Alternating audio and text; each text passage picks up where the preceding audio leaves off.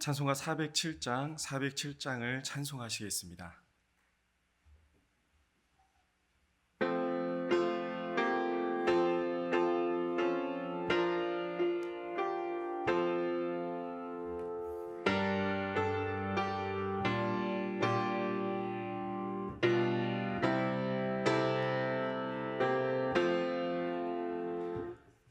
주와 함께 나 죽었으니 구주와 함께 나 살았도다.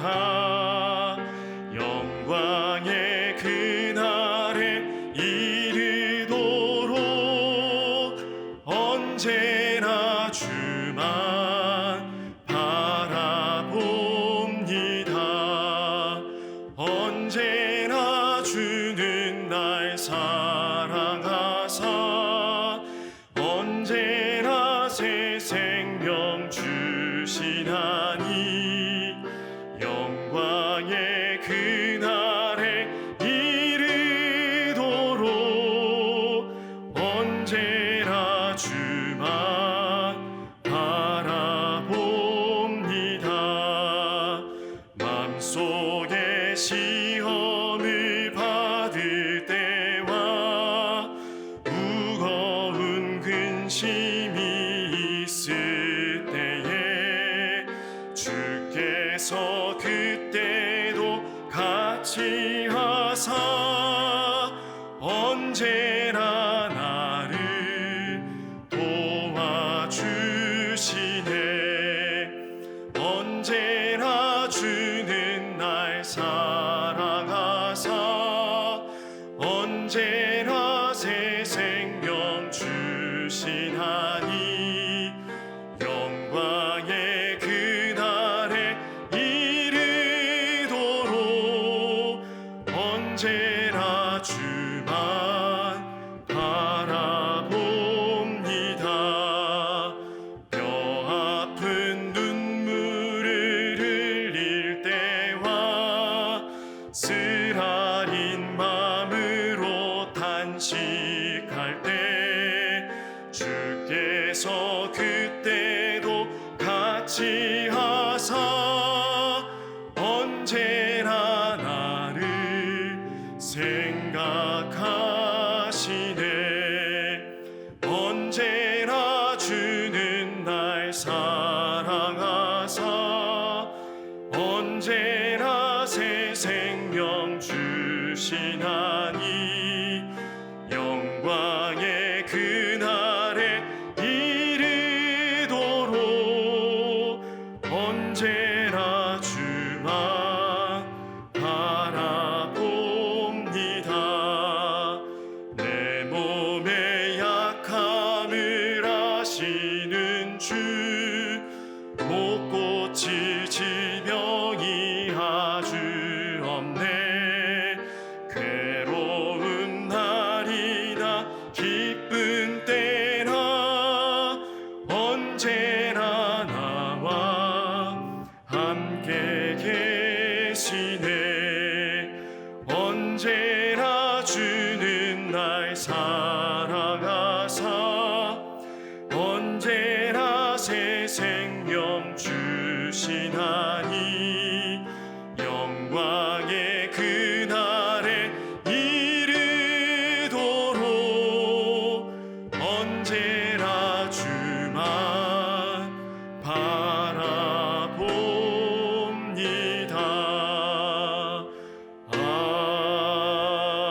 아멘.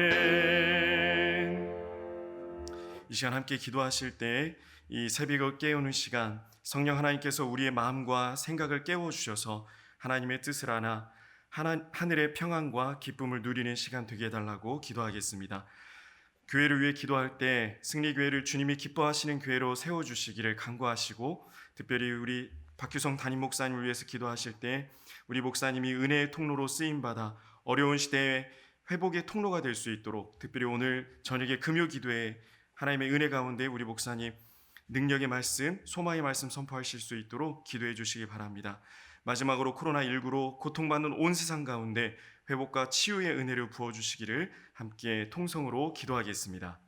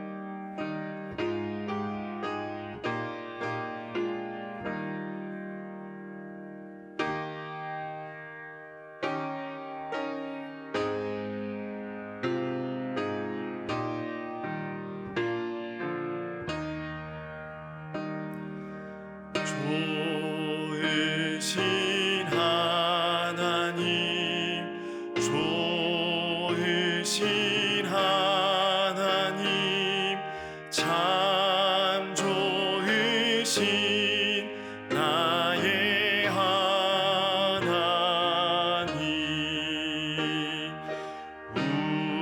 우리의 기도를 응답해 주시는 참 좋으신 나의 하나님. 한없는 은혜를 우리에게 주시는 참 좋으신 우리 하나님.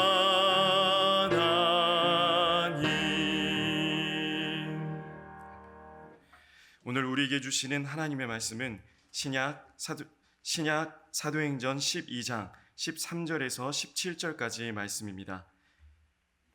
사도행전 12장 13절에서 17절까지의 말씀입니다. 신약성경 208쪽에 있습니다. 저와 여러분이 한 절씩 교독하겠습니다. 제가 먼저 13절을 읽습니다. 베드로가 대문을 두드린데 로데라 하는 여자아이가 영접하러 나왔다가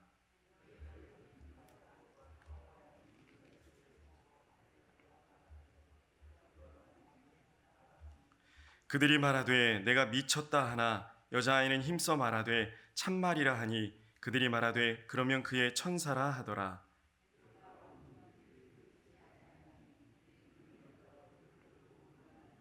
함께 읽겠습니다. 베드로가 그들에게 손짓하여 조용하게 하고 주께서 자기를 이끌어 옥에서 나오게 하던 일을 말하고 또 야고보와 형제들에게 이 말을 전하라 하고 떠나 다른 곳으로 가니라. 아멘. 기도는 누구나 할 수 있지만 아무나 할 수 있는 것은 아닙니다. 말장난 같은 이 말에는 아주 많은 의미가 담겨 있는 것 같습니다. 기도는 누구나 할 수 있지만 아무나 할 수는 없다. 오랜 시간 기도를 했는데 기도의 응답이 더디다고 생각될 때, 또 내가 기도했던 방향과 정 다른 방향의 결과가 나왔을 때 우리는 믿음을 잃고 기도의 끈을 놓치기도 합니다. 반드시 이루어 주실 거야 라는 믿음으로 기도해야겠지만 때로는 믿음이 없이 기도하는 것이 사실입니다. 믿음이 없이는 하나님을 기쁘시게 하지 못한다고 말씀하셨는데 과연 우리가 믿음이 없이 의심하면서 하는 기도가 옳은 기도일까요? 눈에 보이는 것들, 귀에 들리는 것들이 우리의 마음을 하루 종일 흔들어댑니다. 이렇게 흔들리는 가운데 이런 외부의 자극들에 우리의 믿음도 마음도 계속해서 흔들립니다. 과연 내 기도가 이루어질까? 하나님께서 내 기도를 들으실까? 이렇게 흔들리는 마음으로 믿음을 잃고 기도하고 있지는 않으십니까? 우리 삶에 큰 어려움이, 고통이, 큰 충격이 다가왔을 때 이런 것들을 완전히 무시하고 오로지 하나님만 바라보고 기도할 수 있는 사람은 아마 거의 없을 것입니다. 특별히 모든 일이 형통하게 잘 풀리다가 어려움이 다가왔을 때 우리는 기도의 끈을 종종 놓치게 됩니다. 기도의 불을 꺼트리고 기도의 재단을 잃어버릴 때가 있습니다. 오늘 본문 말씀인 사도행전 12장 전까지의 상황을 보면 교회는 굉장히 고무되어 있었습니다. 사도행전 10장부터 기록되어 있는 하나님의 역사하심을 잠깐 나눠보자면 교회를 핍박하던 사울이 변하여 이제 회심하여 하나님의 말씀을 전하기 시작했습니다. 이는 유대 사회에 너무나도 큰 파장을 일으켰습니다. 베드로는 8년 동안 중풍병에 걸려 누워있던 애니아라는 사람을 기도로 일으켰고 다비다 혹은 도르가라고도 불리는 여인을 죽음 가운데 살려서 많은 욥바 사람들이 믿음을 고백하게 했습니다. 또 우리가 잘 알고 있는 백부장 고넬료를 만나서 이방인에게도 성령이 임하는 기적을 맛보았습니다. 11장에서 베드로는 이 모든 사실을 예루살렘 교회에 전하면서 이 복음이 세계 열방에 전파되어야 됨을 말했습니다. 또 안디옥 교회에서는 예수를 믿는 사람들이 그리스도인이라는 아주 소중한 명칭을 얻기도 했습니다. 예루살렘 교회에 기근이 닥쳐 어려움을 당하자 이제 안디옥 사람들은 헌금을 모아 바나바와 바울을 통해서 보내는 역선교의 귀한 모델도 만들었습니다. 복음이 전해지는 곳곳마다 기적이 일어났습니다. 하나님의 역사하심이 직접 보였습니다. 아주 신이 났을 것입니다. 모든 성도들이 기쁨과 소망으로 뛰어다녔을 겁니다. 그런데 이때 교회의 위기가 찾아왔습니다. 본문 12장 1절에서 나오는 헤롯은 헤롯 아그리파 1세를 통칭합니다. 헤롯 아그리파 1세는 우리가 알고 있는 예수님 시대의 영아들을 죽였던 헤롯 대왕의 손자입니다. 헤롯 아그리파 1세는 어린 시절에 로마에서 교육을 받았고 그래서 유대 사회에서는 지지 기반이 조금 약했습니다. 팔레스틴 지역으로 돌아와서 이 지역의 왕이 되었을 때 자신의 이 지지 기반을 높이기 위해서 유대의 종교 지도자들과 아주 긴밀하게 연합을 했습니다. 그리고 이들과 두터운 친분을 유지하기 위해서 유대인의 종교 의식을 엄격하게 지켰습니다. 유대 종교 지도자들에게 골칫거리가 있었습니다. 바로 그리스도인들이었습니다. 특별히 예루살렘 교회의 지도자 야고보가 골칫거리였었습니다. 그래서 헤롯은 이들의 환심을 사기 위해 야고보를 칼로 죽였습니다. 교회의 첫 번째 위기가 찾아왔습니다. 하나님께서 지켜주실 줄 알았는데, 하나님의 사람을 하나님께서 이끌어 주실 줄 알았는데 죽어버렸습니다. 위기는 여기에서 끝나지 않았습니다. 유대인들이 야고보의 죽음을 보고 매우 기뻐하는 것을 보자 헤롯 아그리파 1세는 이제 예루살렘 교회의 최고 지도자라고 할 수 있는 베드로를 잡아들입니다. 무교절에 베드로를 체포했는데요. 무교절은 유월절 다음부터 시작되는 아주 큰 유대인의 절기였습니다. 많은 사람들이 예루살렘에 모인다는 것을 알고 있었기 때문에 베드로가 잡혔다는 것은 큰 이슈거리였습니다. 헤롯의 이름을 알릴 수 있는 절호의 찬스가 됐다는 겁니다. 베드로가 감옥에 갇힌 것을 알고 혹시 소동이 일어날까 봐 아주 삼엄하게 감옥을 경비했습니다. 총 16명이 4조로 이루어서 24시간 동안 끊임없이 베드로를 감시했습니다. 이도 모자라서 잘 때도 양쪽에 한 명씩 붙어서 베드로를 감시했습니다. 무교절 기간 동안에는 유대교 예법상 그 어떤 재판이나 사형을 집행할 수가 없었습니다. 그래서 헤롯은 이 유대 예법도 지켜줄 만큼 아주 머리를 잘 굴리는 사람이었습니다. 이런 상황에서 그리스도인들이 할 수 있는 일은 이제 기도밖에 없었습니다. 오늘 본문 12장 5절 말씀입니다. 이에 베드로는 옥에 갇혔고 교회는 그를 위하여 간절히 하나님께 기도하더라. 이 간절한 기도에 하나님께서 응답해 주셨습니다. 이 응답은 너무나도 영광스러웠습니다. 불편하고 불안한 상황 속에서도 베드로가 잠이 들어있던 것을 보면은 베드로가 얼마나 하나님을 신뢰했는지 알 수 있는 대목입니다. 천사가 이렇게 자고 있는 베드로에게 명령합니다. 일어나라. 베드로의 발에 묶여있던 쇠사슬이 벗겨졌습니다.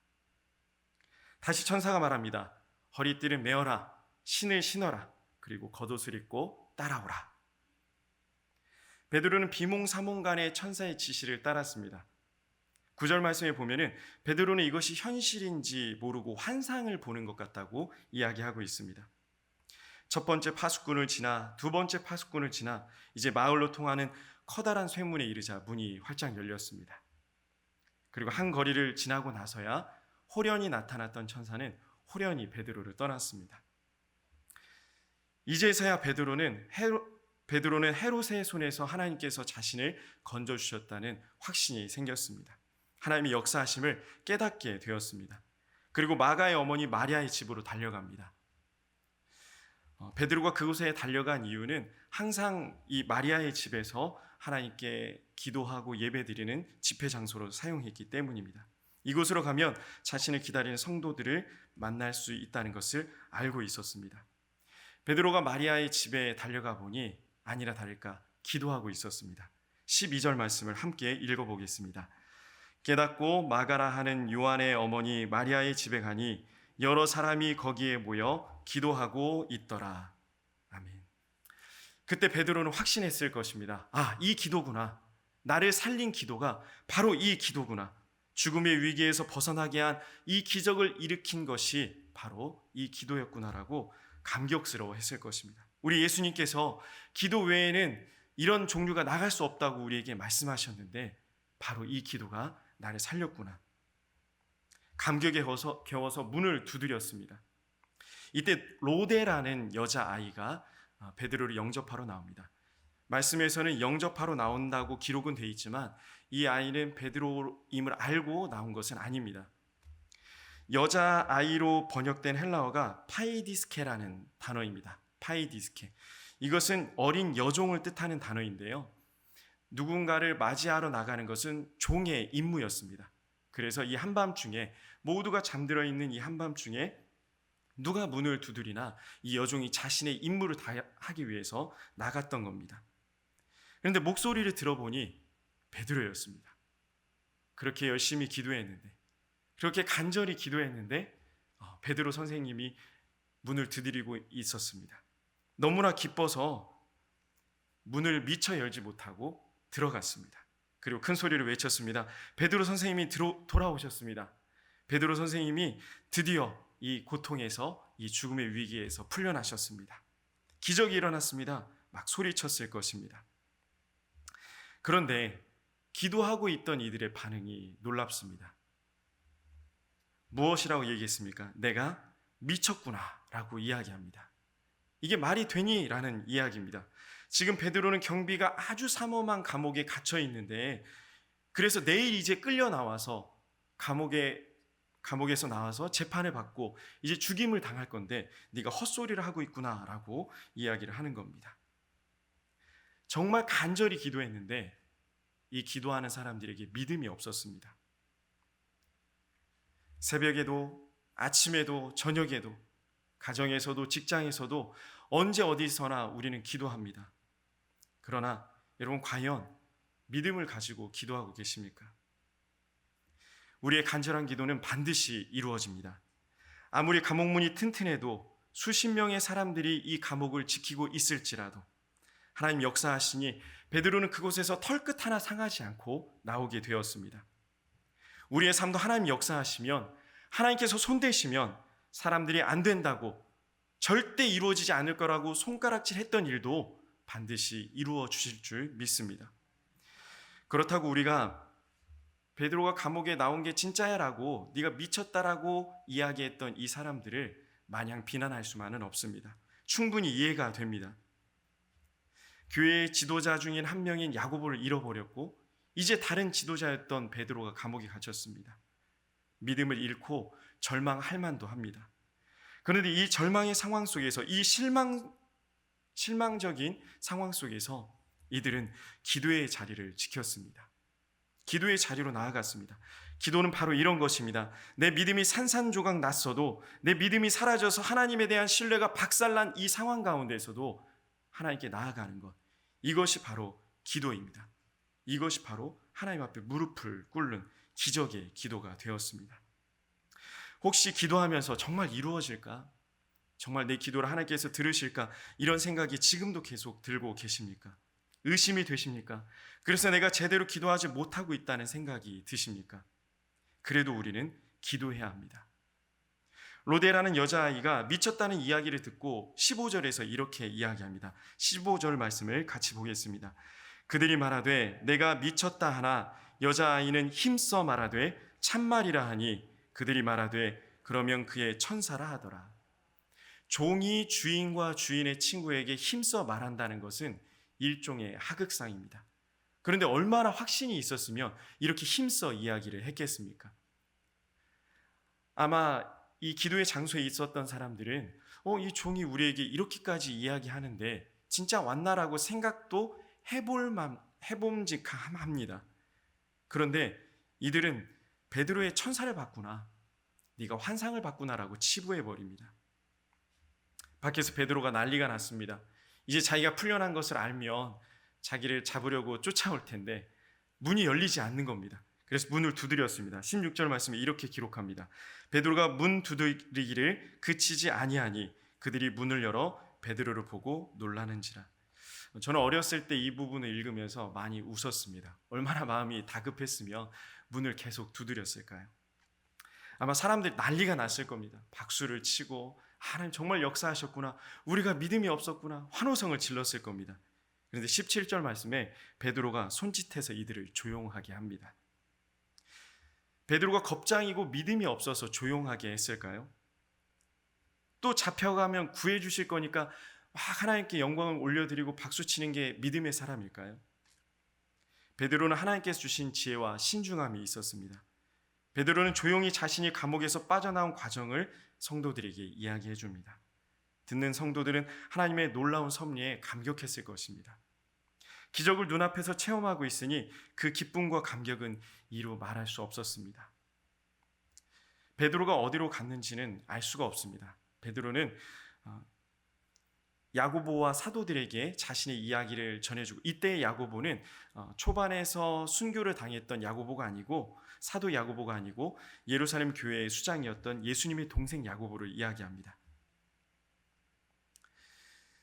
아마 베드로는 어디에 갔는지 정확히 기록은 나와 있지 않지만 복음을 위해서 애쓰고 힘썼을 것입니다. 이제 베드로는 사도행전 15장까지 나타나지 않습니다.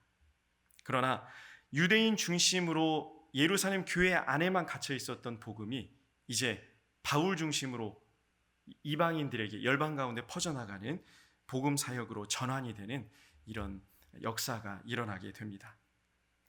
교회의 지도자를 2명이나 잃었던 절망적인 순간, 하나님께서 함께 하시지 않는 건가 하는 생각이 드는 의심의 순간, 예루살렘 교회의 성도들이 했던 선택은 기도였습니다. 우리도 끝까지 포기하지 않고 기도해야 합니다. 목사님 우리 남편을 몰라요. 그 사람 저는 포기했습니다. 목사님 우리 가정의 상황을 모릅니다. 우리 가정에 희망이 없습니다. 목사님 제 자식을, 제 건강을, 제 형편을 몰라요. 예, 저는 모릅니다. 그러나 우리 하나님은 다 아십니다. 저희 아버지께서 목회하시던 교회에 한 권사님이 계셨습니다. 이 권사님 항상 새벽 기도에 나올 때마다 신발을 한 켤레 가슴에 품고 기도하고 계셨습니다. 많은 성도들이 그 모습을 봤기 때문에 더러 물어보는 분도 있었습니다. 권사님 도대체 이 신발이 뭐길래 이렇게 가슴에 품고 새벽마다 기도하고 계십니까? 알아보니 남편을 위해서 기도하고 있는 거였습니다. 하나님, 내 남편을 불쌍히 여겨주세요. 내 남편 하나님 믿고 예수 믿고 천국 가야 될 텐데 하나님 이 사람 불쌍히 여겨주세요로 기도했습니다. 제가 이 모습만 본 게 거의 7년이었습니다. 한 번도 교회에 나오신 적이 없었습니다. 또 이야기를 나눌 때 보면은 이렇게 기도하니까 이제 곧 남편이 나오시겠네요 라는 이야기를 듣고 이 권사님이 그냥 신발만 갖고 오는 거야 라고 이야기할 때도 있었습니다. 그런데 정말 기적같이 7년 만에 이 남편분이 주섬주섬 옷을 입고 주일에 이 권사님을 따라오기 시작했다고 합니다. 저는 그 시기에 군대를 가서 이 장면을 보지 못했지만 들리는 얘기로는 참 많은 사람들이 이 권사님의 남편분이 교회에 오시는 걸 보고 감동을 했다고 합니다. 사랑하는 승리의 성도 여러분, 어떤 상황 속에서도 어떤 어려움 속에서도 기도의 끈을 놓치지 마시기 바랍니다. 기도의 등불을 끄지 마시기 바랍니다. 혹시 나의 기도의 제단이 무너졌다면 오늘 기도의 제단을 다시 쌓으십시오. 우리가 여전히 이 거친 광야를 걷는 가운데 이 기도는 우리 주님께서 우리를 붙들어 주시는 강력한 증거가 될 것입니다. 어떤 상황 속에서도 기도의 끈을 놓지 않고 끝까지 기도함으로 기도의 열매를 맺는 우리 모두가 되기를 간절히 소망합니다. 하나님의 때에 하나님의 방법으로 이루실 것을 믿습니다. 기도하겠습니다. 사랑하신 아버지 하나님, 은혜를 감사합니다. 오늘도 이 새벽의 시간을 깨워주시고 이렇게 하나님 앞에 나와서 마음껏 찬양하고 기도하고 말씀 들을 수 있는 시간과 장소와 여건을 무엇보다 믿음을 선물해 주심에 감사를 드립니다. 우리의 믿음 없는 것을 불쌍히 여기시고 그럼에도 끝까지 기도할 때에 우리의 생각과 우리의 마음을 넘어서는 하나님의 때와 하나님의 방법에 이루실 것을 기다리고 인내할 수 있는 믿음을 선물해 주시옵소서. 우리의 마음과 생각과 우리들의 삶을 이 믿음 가운데 지켜 보아여 주시옵소서. 지금은 우리 구주 예수님의 은혜와 우리 하나님의 극진하신 사랑하심과 성령님의 감동, 감화, 교통, 위로하심이 이 시간 끝까지 기도함으로 기도의 열매를 맛보기 소망하는 우리 승리교회 모든 성도들 가운데, 그 가정과 직장과 사업장과 자녀들 앞날 가운데 이로부터 영원토록 함께 하시기를 간절히 축원하옵나이다. 아멘. 함께 기도하실 때에 오늘 들은 말씀을 마음에 품고 기도하겠습니다. 지금 내가 하는 기도가 혹 믿음이 없는 기도라면 주님 나에게 믿음을 주십시오라고 기도하시길 바랍니다. 그리고 끝까지 기도하고 하나님의 때를 기다릴 수 있는 인내와 믿음을 선물해 달라고 기도하시길 바랍니다. 2월 19일부터 3월 6일까지 진행되는 교육지체 봄맞이 수련회를 위해서, 성경학교를 위해서 기도해 주시길 바랍니다. 또 청년부를 위해서 기도하실 때 이 아이들이 하나님의 영광을 위해 우리 승리교회의 미래가 되는 귀한 아이들이 될 수 있도록 여러분들이 들고 나온 소중한 기도의 제목을 놓고 각자 간절히 기도하겠습니다.